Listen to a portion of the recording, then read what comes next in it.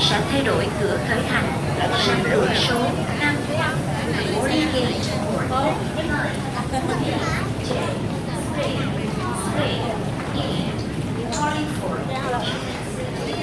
Please change to gate 5.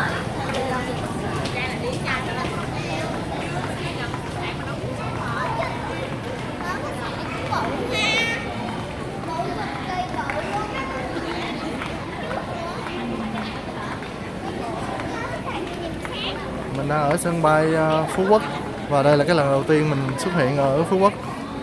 Thì cái thời tiết hôm nay là khoảng nhiệt độ ngoài trời là 29 độ C. Trời mới giờ mưa. Trời mới giờ mưa đó em. Băng chuyền, coi băng chuyền của anh. Băng chuyền của mình là Vietjet Air, băng chuyền số 2.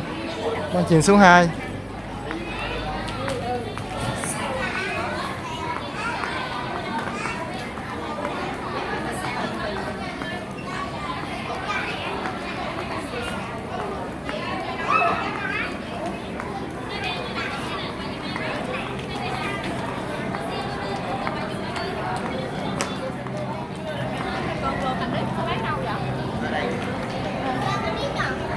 Đó, lấy hành lý. Chuyền số 2 nha, băng số 2.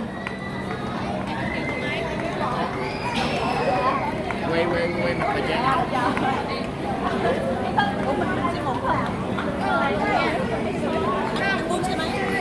Hả? Anh xe 1. Băng số 2 bên đây. Đó thấy vali rồi đó.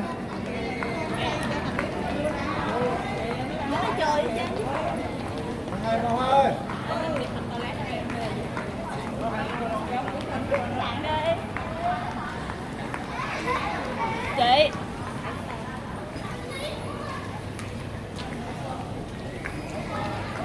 Mình đang đi kiếm cái vali của mình đã thấy nó ở ngoài kia rồi.